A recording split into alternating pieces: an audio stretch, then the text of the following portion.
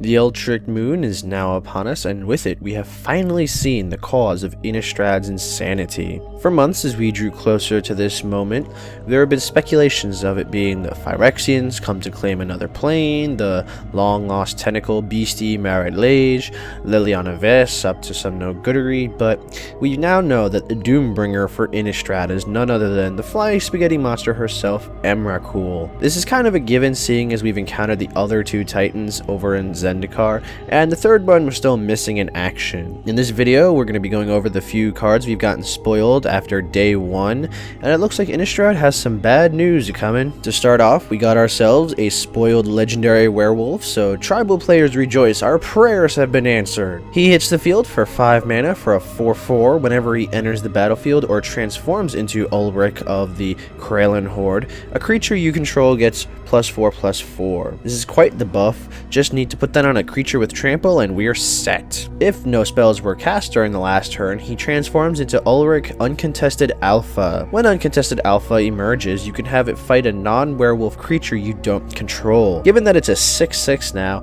that's quite a lot of creatures in Standard that it can hit down. This might be a sign that wolves and werewolves will be getting some more goodness this Standard than just a planeswalker, but the real winner is Commander players who for years have yearned for a gruel-colored wolf-based commander. Next up is quite the scary card. Coax from the Blind Eternities is a 3-mana blue spell that can let you tutor an Eldrazi from outside of the game or in exile and add it to your hand. Eldrazi got a wish spell. Oh joy. Align Hedron Network and other exile effects no longer affect the Eldrazi with this thing around to get them back. In official Standard games and official games in general, this will be limited to whatever cards you have in your sideboard as opposed to any card that you own. So you'll need to have them in a Standard legal set for Standard play, but this is a bonkers good card so far. It's decently costed, so it's likely it will see some play in some Eldrazi deck as a tutor for perhaps new Emrakul. Speaking of, we finally have the big baddie herself, Emrakul, the Promised End, which is first of all an awesomely named card with awesome art, is a 13/13 for 13 of any color.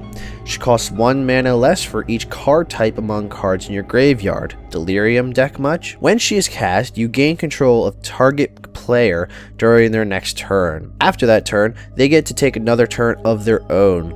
She also has flying and trample and protection from instants. To start, new Emrakul seems significantly watered down from her old self, but she is still a card that will very likely see Standard play. I always feel it's a flavor win when cards relevant to the storyline are made in such a way that they can see play in one way or another, and I predict players are going to find a way to use her pretty nicely.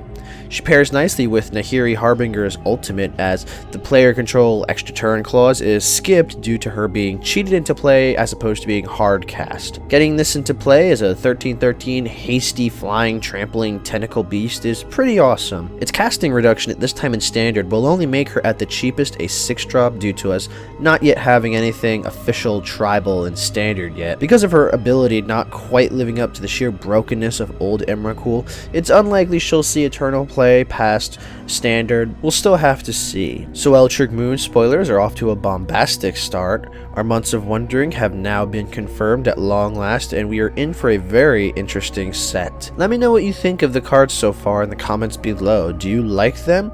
Do you like that we have Emrakul to face down now? Let me know what you think. Remember to like the video and share it with your Magic the Gathering playgroup. And finally, remember to subscribe to the Planeswalker Project for more Magic the Gathering videos like this one. And thank you!